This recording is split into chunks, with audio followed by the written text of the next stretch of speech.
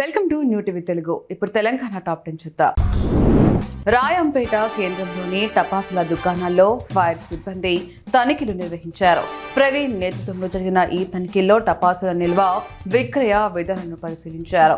అగ్ని ప్రమాదాల నివారణకు తగిన జాగ్రత్తలు తీసుకోవాలని, 14 ఏళ్లలోపు పిల్లలకు టపాసులు విక్రయించరాదని దుకాణదారులకు సూచించారు. ప్రమాదాలు జరిగినప్పుడు వెంటనే స్పందించాలని సూచనలు జారీ చేశారు. దీపావళి పండుగ సందర్భంగా నారాయణఖేడ్ మార్కెట్లో సందడి నెలకొంది. టపాకులు, పూల దుకాణాల వద్ద కొనుగోలుదారులు పోటెత్తడంతో ఎక్కడ చూసినా జనం కిటకిటలాడారు. ప్రమితలు, పూజ, అలంకరణ వస్తువుల విక్రయాలు జోరుగా జరిగాయి. చుట్టుపక్కల గ్రామాల నుంచి అధిక సంఖ్యలో జనం రావడంతో పట్టణంలో పండుగ వాతావరణం కనిపించింది. దుకాణాల యజమానులు లక్ష్మీ పూజల కోసం ఏర్పాట్లు చేసుకున్నారు. దీపావళి పండుగ సందర్భంగా మనూర్ మండలం బోరంచాలోని నల్లపోచమ్మ ఆలయంలో అర్చకులు ప్రత్యేక పూజ నిర్వహించారు. మంజీర జలాలు, పంచామృతాలతో అమ్మవారికి అభిషేకాలు జరిగాయి. తిరొక్క పూలు, పట్టు వస్త్రాలు, పసుపు, గంధంతో అమ్మవారిని సుందరంగా అలంకరించారు. భక్తులు అమ్మవారికి పిండి, ఒడిబియ్యం నైవేద్యంగా సమర్పించి కుంకుమార్చన చేశారు.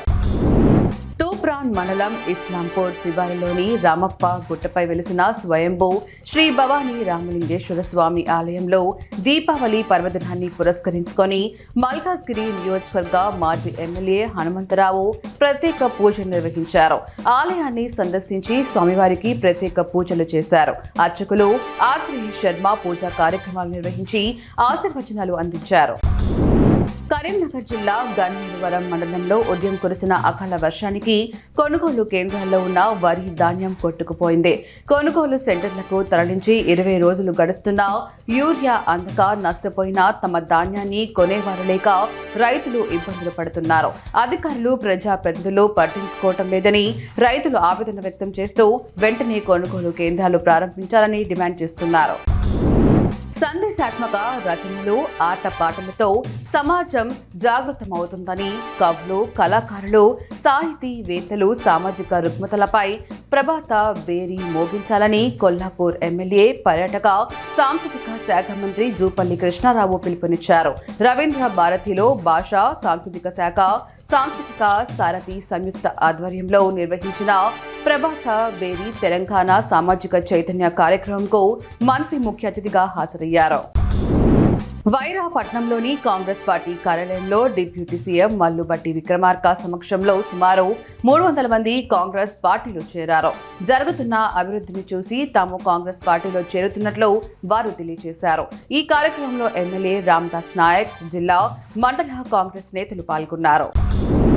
గత ఏడాదితో పోలిస్తే ఈ ఏడాది జిల్లాలో మద్యం దుకాణాల టెండర్లు తగ్గుముఖం పట్టాయి. గత ఏడాది 99 దుకాణాలకు 4338 దరఖాస్తులు రాగా ఈ ఏడాది 93 దుకాణాలకు కేవలం 2617 టెండర్లు మాత్రమే వచ్చాయి. ఈ సంఖ్యను పెంచేందుకు ఎక్సైజ్ శాఖ ప్రయత్నిస్తోంది. దీంతో మద్యం దుకాణాలు ఎవరికి దక్కుతాయనే దానిపై ఆశావహుల్లో తీవ్ర ఉత్కంఠ నెలకొంది. ఖమ్మం నగరంలో దీపావళి పండుగ సందడి ప్రారంభమైంది. బాణసంచా దుకాణాలు తెరవడంతో పెవిలియన్ గ్రౌండ్ లో కుటుంబ సమేతంగా ప్రజలు వచ్చి తమకు నచ్చిన బాణసంచాను కొనుగోలు చేస్తున్నారు. కొనుగోలుదారులను ఆకర్షించడానికి అమ్మకందారులు ఆఫర్లతో పోటీ పడుతున్నారు. మైదానంలో ఎటువంటి ప్రమాదాలు జరగకుండా అధికారులు తగిన ఏర్పాట్లు చేశారు.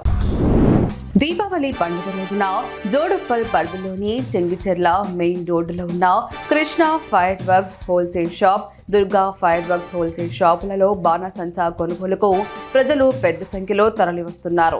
తక్కువ ధరలకు డిస్కౌంట్లు లభిస్తుండటంతో ఊళ్లకు వెళ్లే వాళ్ళు కూడా ఇక్కడి నుంచే కొనుగోలు చేస్తున్నారు. అయితే బాణసంచా కాల్చేటప్పుడు పిల్లలను సురక్షితంగా చూసుకోవాలని సూచిస్తున్నారు.